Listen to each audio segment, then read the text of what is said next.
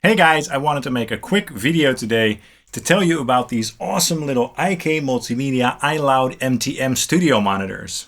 In short, they have absolutely blown me away. Honestly, I didn't know that studio monitors of this size and this price tag, which is around 340 euros a piece, could sound so good and so big.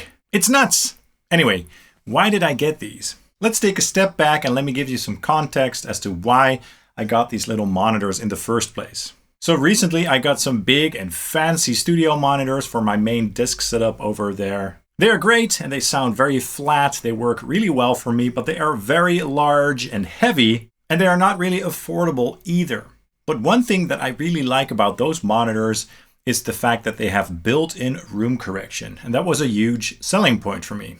Now, some months ago I got a laptop from a brand called Creative Devices, and I basically wanted to create a DAW or a setup for my computer that was more portable for recording, mixing, and editing, so that I could take my DAW to various places, which was a concept that was new to me. I had never owned a serious laptop before.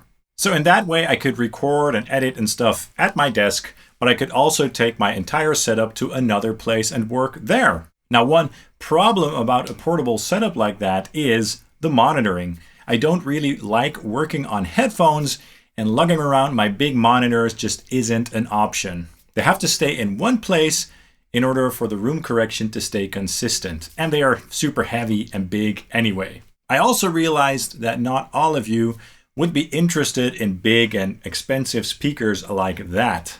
Many of you will probably be looking for more portable and more affordable speakers with a more bang for your buck type of thing, basically. So I also wanted to try some speakers that were more affordable and more suitable for smaller and more compact and more portable setups.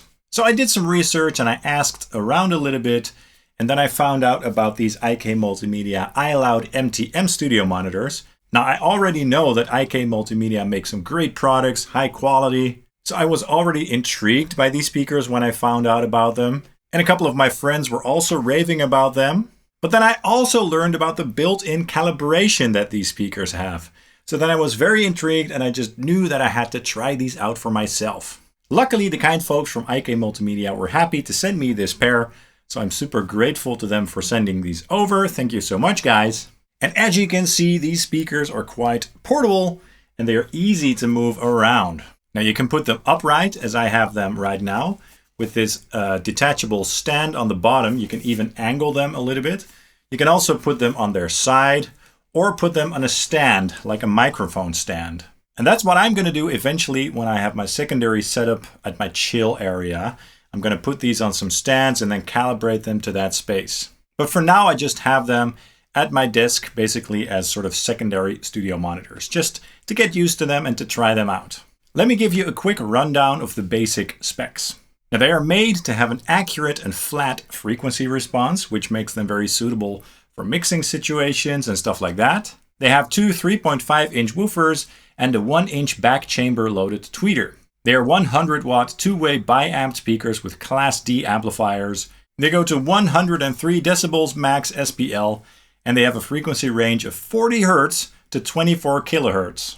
Now, on the back of the speakers, we have the volume control over here, as well as the XLR or jack input, the USB port for upgrading the firmware and stuff like that, the power port, and also the power switch over here. And then over here, we've got the EQ controls that you can use to fine-tune the sound of the speakers to suit the environment better. For instance, there's a desk mode for when you put them on your desk. And you can also choose the low frequency extension, which, as I said, goes down to 40 Hz, which is insane for speakers this size, but it actually works. It sounds massive. However, as I touched on, you can also enable the calibration mode, which I will talk about in a minute.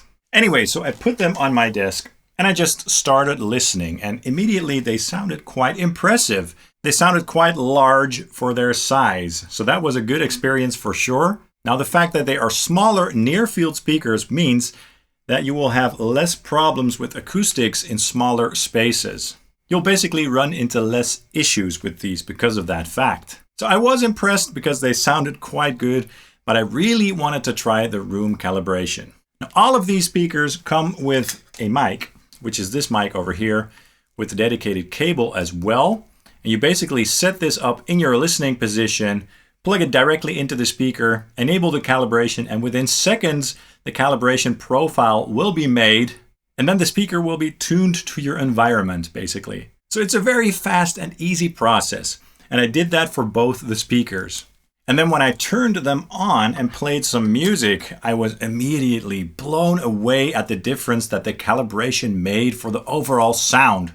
They sound really detailed in the mid-range especially, and the low-end extension is just wonderful. Like I said, they really go down super low, so 40 Hertz, which is quite impressive. And you can really hear and feel all those frequencies and everything in between. Now, as I said, I do have them on my desk right now, and sometimes I do feel the desk resonate a little bit, which can be a little bit distracting, but eventually when I'm going to put them on the stands on my secondary setup, I won't have that issue anymore. But that's just something to take into account when you want to put these on your desk, because they do have a bit more power than you might initially think.